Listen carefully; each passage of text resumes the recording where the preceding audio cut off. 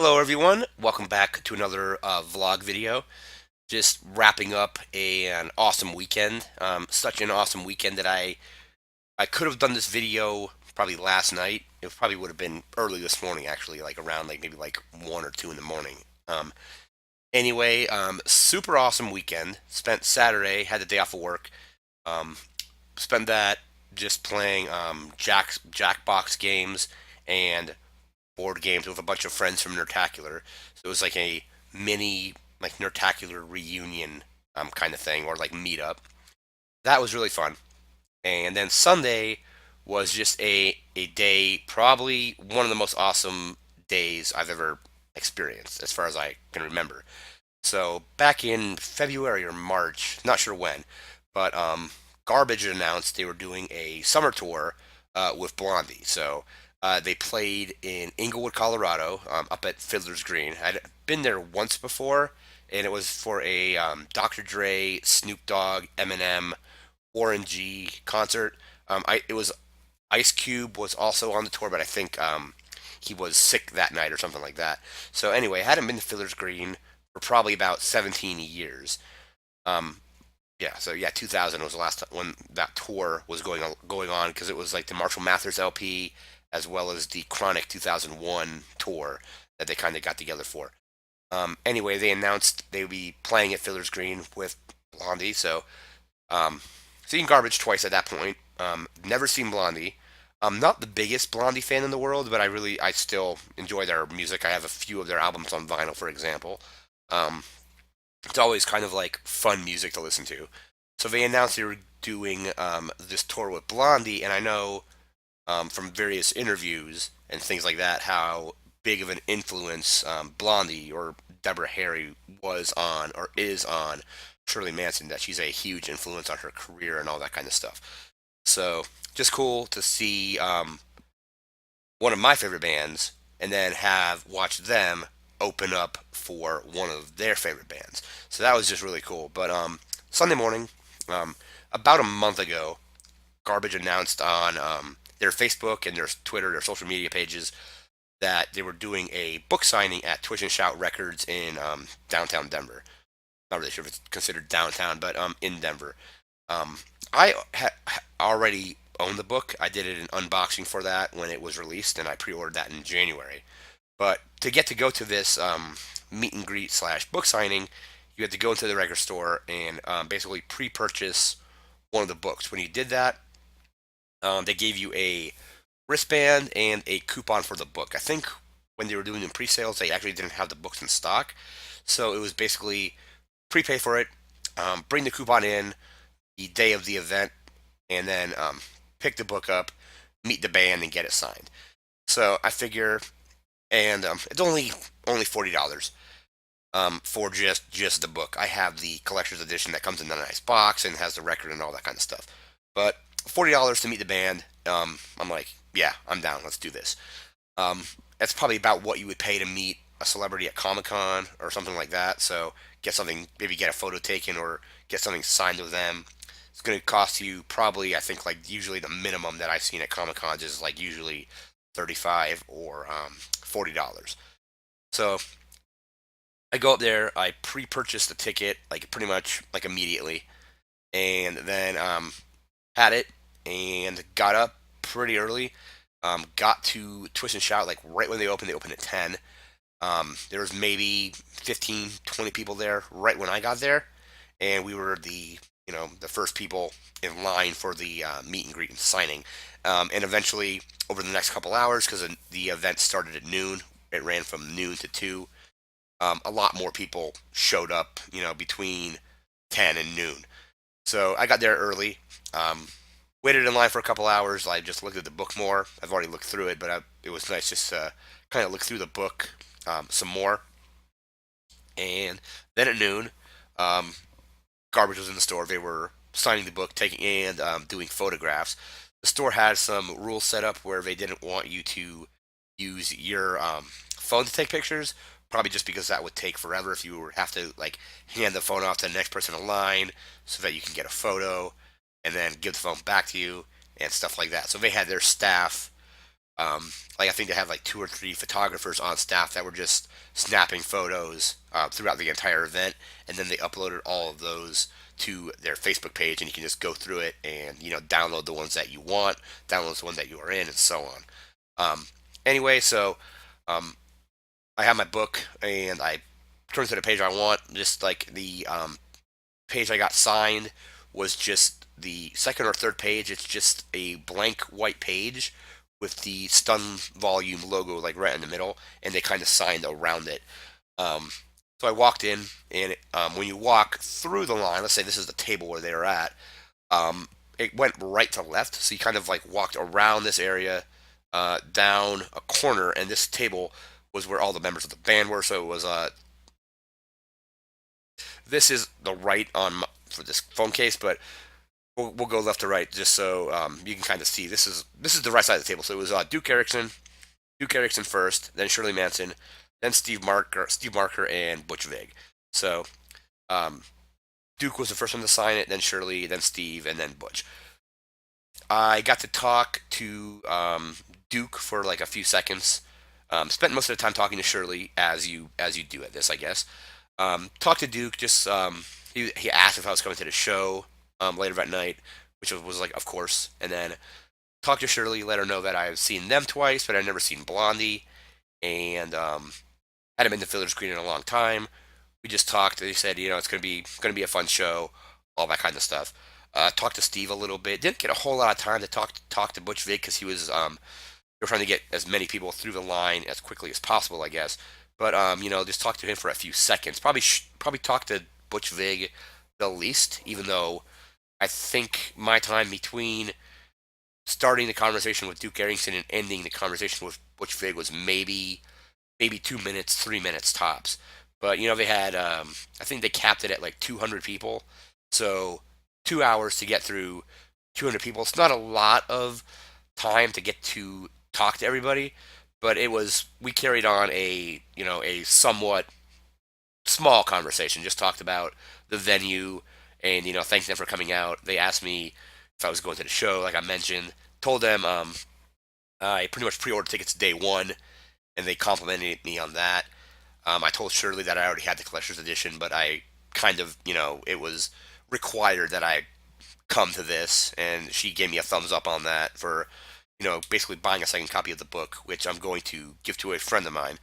Um, so I already have the collector's edition. It's not personalized or anything like that, but that was, even though it was like 2 hours in line, and to talk to them for just a couple minutes was just really awesome. It was definitely a bucket list moment for me to meet this band that I've been listening to for 22 years. They mentioned that at the concert that they've been together since 1995, probably a little bit longer if you consider the amount of time that they were together before they released their album. Like I think they got together in 1994 to start working on it. After that, um, came home, took a quick nap, and then around 5 o'clock went up to Fiddler's Green in Inglewood, and got there maybe like a little before 5:30. I think they started letting people in at 6.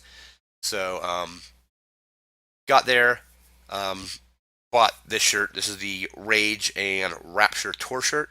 They had a bunch of other cool Blondie and Garbage shirts, but usually I just buy the ones for the shows. Like the ones that you can get online, I'll just order there.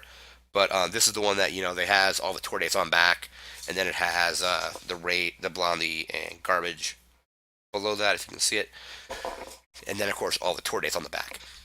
Um, they had an awesome opening show. It was gonna mispronounce some of the names here, but it was John Doe and let me see if I can bring this up here. John Doe and I'm definitely going to not pronounce this name correctly, but I think it's Exene, Exene. Exene, John Doe and Exene, which they played kind of like a bluegrass kind of country set. It's a handful of songs. I'm not a huge fan of country music or pop country, I guess, but this was kind of more like sounded more like old school country, kind of like Johnny Cash and that kind of era. So that is country I can actually I actually do enjoy that style of country. So that was a pretty nice like opening show, and then Garbage played second. So it went the John Doe and Exene played first, then Garbage, and then Blondie. So I have the let me see if I can bring the set list up here, and both shows were awesome. Um, I was not as close as I would like to be. However, Fiddler's Green, I think tickets are generally a little bit more expensive because it's not a general admission amphitheater. There is a general admission area toward the back. It's like a lawn area, but it's pretty far away from the actual stage. So I think the tickets I bought were like total after service charges were like $80, and it was kind of in. There's three sections. There's like a left, center, right section in the front, and I was in the middle section or center section, maybe about halfway back um, from that beginning of that section. So not as close as I was at the show at the Fillmore or at the Ogden or the Metric show at the Fillmore. I was basically like front row or for that one because it was all general admission. But seats were pretty good. The sound was, I thought, really good as well. I thought it being outdoors, the sound would kind of just like escape a little bit easier, and it might not be as easy to hear. But luckily, they had it turned up enough that everybody was. I was able to hear everything like fairly well and very clearly, and it sounded. The show sounded awesome from basically all the bands. So, Garbage came out like I said, came out first, and their set list. So they played. First song was No Horses, which is a new single that they just released. I think last week, like the end of last week. I had been so busy that I knew the song came out. I just hadn't bought it on iTunes yet or had a chance to listen to it. So um, them playing that song at that show was the first time I had heard it. And then when I got home last night, I actually ended up buying it for like I think it's like 99 cents on iTunes. So we opened up with No Horses. Moved on to Queer from their first album. Then they played Number One Crush, which I think was a B side off of that album, and it was used in the Romeo and Juliet soundtrack. Um, Shirley Manson, I think, initially like said Denver, and then started singing Number One Crush. I think messed up one of the lyrics or something like that. She stopped the song and said, "Oh yeah, we're actually in Inglewood," and like I think I got distracted with that. And then that song got restarted, so they played like half of it. Shirley stopped the song, and then they restarted the entire song. After that, they played "Empty" off of Strange Little Birds. Then I think I'm Paranoid, which is I think every show I've been to, they've always played that. One of my favorite songs off of their second album, version 2.0. Um, See, moved on to Cherry Lips. Again, another one. If you go to a Garbage show, you're probably going to hear this song. A great song off their third album, Beautiful Garbage. Probably one of the best songs off of that album, I think, and just one of their better songs in general. They moved into Blackout off of Strange Little Birds. Special off of version 2.0. Again, one of the better songs on that album, if not one of the best songs on that album. Um, Bleed Like Me from the Bleed Like Me album, which the first show I went to in 2012, I think they played one, maybe two songs off of that album. I think at this show they only played one, but they played Bleed Like Me, and I think they played Bleed Like Me at the last show I went to in at the Fillmore in 2016. But it's nice to see that they're kind of reincorporating some of these songs. Bleed Like Me is probably their weakest album, but it's not a bad album. I still really enjoy it. There's definitely a lot of really good songs on it. Bleed Like Me being one of them. They moved into Even Though Our Love Is Doomed. Again, one of the better songs off of Strange Little Birds. And then surprisingly, this is a song that took me by surprise that I had no expectation that they would play. They played The World Is Not Enough from the soundtrack to the James Bond film of the same name, which they did the credit music for. I've out of all the other two Garbage shows I've went to, they have never played that, so that was very surprising and definitely awesome that they played that. After that, Stupid Girl from their first album. Um, Only Happy When It Rains off of their first album. Then they went on to play Push It, which again you're gonna probably I think in the Garbage book they actually she mentions that's one of her favorite songs to play live. And I think she even mentioned that that album is her favorite album out of all the six albums that they've worked on. I think they're on six now. Let me see. So we're on their self-titled debut, version 2.0, Beautiful Garbage, Bleed Like Me, Fire Kind of People, and Strange Little Bird. So yeah, 6 albums. Out of all six, that's your favorite album. My favorite album too. So Push It, and then they closed with Thou off of their first album, and it's also their first music video. Garbage didn't do any encore, so then they started getting stuff broken down and switched out for the Blondie show, and the Blondie show had they headlined it, so they had a lot more um, not set up because it's like the stuff is usually pre-set up. So they had Garbage's stuff up front, and then they had this huge curtain behind them. When Blondie came out, that curtain came down, and there were three large video screens behind the band members. So Blondie came out next. We get their set list. Very first time seeing Blondie. Again, like I said earlier, I'm not the biggest Blondie fan in the world, but I definitely like enjoy the music occasionally. So like I said, I have a few of their albums on vinyl, and it's never never bad music. It's always fun, but I don't really go out of my way to listen to it. Sometimes if I'm in the mood for it, I'll like throw it on or something like that. But definitely fun music. But they opened up with One Way or Another, and at this time in the show, I got some video and photos from pretty much all of the sets, or at least photo and video of Garbage, photo and video of Blondie. I think I just got some photos of the opening act, but I was far enough away from the stage that photos and videos didn't turn out amazingly well. Definitely think the video I did at the Fillmore from last year is probably like as good as I'm going to be able to get because the lighting was fine and I was just like right up next to the stage. This one I kind of had to zoom in occasionally, and then when Blondie played, about halfway through, maybe three-quarters of the way through the Garbage set is when it got dark finally. But when it got dark, they don't allow flash photography on your phones or other cameras. So a lot of the pictures and videos I took, particularly of the Blondie show, didn't come out amazingly well. But throughout the week, I'm going to be like uploading some of the videos that I did take. Um, the audio is the important part of these videos anyway, but I'm going to be uploading video of the songs that I did get video of. But anyway, so they opened up with One Way or Another. They moved into, after that, Hanging on the Telephone. That's one of my favorite Blondie songs.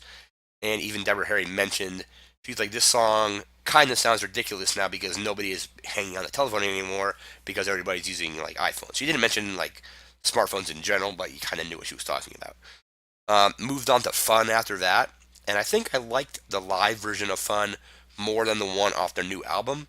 The new album, that particular song, Deborah Harry is auto-tuned, and I don't think it sounds particularly great. I like the lyrics, I like the music, but I'm not a big fan of the auto-tune on her.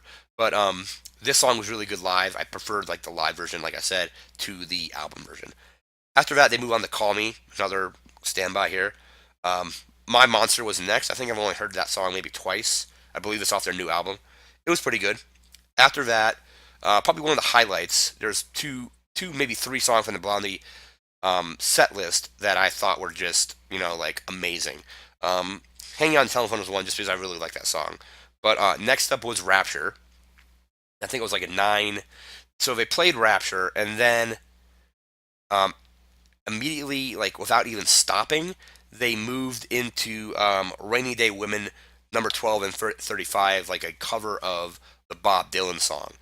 So that was really cool to get a Bob Dylan cover at a Blondie concert. After that, they moved into Fragments, which I believe is off the new album as well. They moved on to next song after that was Too Much. Then they played Atomic, which was another one of the amazing songs, one of my favorite songs. I remember really liking the song in Grand Theft Auto Vice City. It was on, like, so I basically like I particularly drove around in the game with that station on just to so it would repeat back to Atomic because the way the radio stations were set up in that game initially were it'd be like it would play Atomic, then it would play something else, and it was always in order. So it would be like you knew if you heard one song, the Blondie song would be next. So yeah, one of my favorite songs off that album, one of my favorite Blondie songs. They played Atomic, they played Long Time, and the song they closed up with before the encore was Heart of Glass. That was another amazing, amazing song. They did an encore with two songs. So they did Union City Blue, and then they closed it with Dreaming. So Dreaming is on the Greatest Hits album that I have on the vinyl, and that's a really good song as well. But anyway, that wraps up the concert portion, and I'm still trying to like mentally break down like how I rate this concert. A lot of the stuff from Garbage is I've heard before. I think the only song that they played, well, there's a couple, but let me see here. So No Horses was new, um, and The World Is Not Enough. I think we're the only two, not new songs, but like, well, No Horses is a new song anyway. But The World Is Not Enough has been around since like 1999, but I've never seen it played live. So that was the first time I saw that song, or heard that song played at a concert. Um, but the rest of it, so Queer, Number One Crush, Empty, I think, Paranoid, Cherry Lips, Blackout Special, Bleed Like Me, Even Though Our Love Is Doomed, Stupid Girl, Only Happy Winners, Push It, and Vow are generally played at some of their other shows. My favorite song from them, like on any album, is You Look So Fine off version 2.0, and that's one that I unfortunately have not had the opportunity to. I've seen it played live on like YouTube videos, but I haven't been to a show where it was actually played. On the album that came with the book, the collector's edition, that You Look So Fine is one of the live songs on that album, and that's pretty awesome. But my favorite song is that I don't think they break it out very often. It's like they kind of play it very very rarely. But after that, got home, unloaded all the stuff off of my phone onto my computer. Didn't make this video because I was still trying to like process what had just happened with this whole um, amazing weekend, and finally was able to sit down tonight and kind of like at least articulate some of that.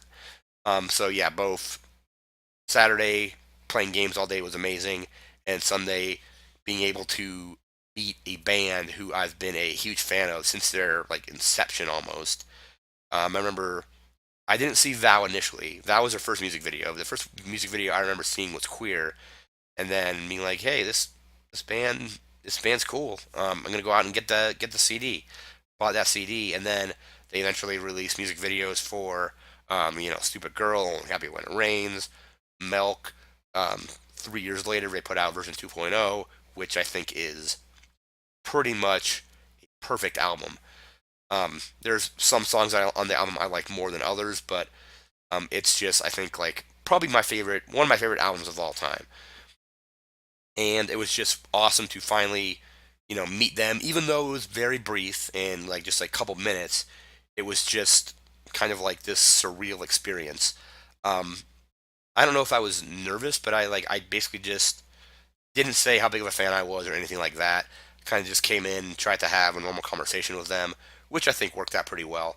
I'm gonna upload the photos from that photo shoot, not really photo shoot, but the book signing to like Imager, and there'll be a link in the description to where you can check those out and just take a look at them. One thing though with that is like the photographers don't really let you know when they're taking a photo, so they're all fairly candid photos.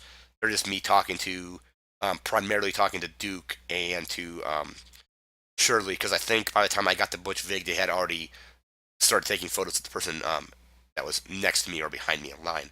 So even though I got to talk to Butch Vig for a little bit, I don't have a photo of me talking to him. There's a photo of me talking to, like I said, Duke, Shirley, and I think Steve is signing something as I'm like talking to him as well. But that's going to do it for this video. Throughout the week, like I said, I'm going to upload some videos from the actual concert, some of the stuff from Garbage, some of the stuff from Blondie, and those will just be spread out throughout the week. That's going to do it for this video. Remember to like, comment, share, and subscribe, and take care. Have a good one.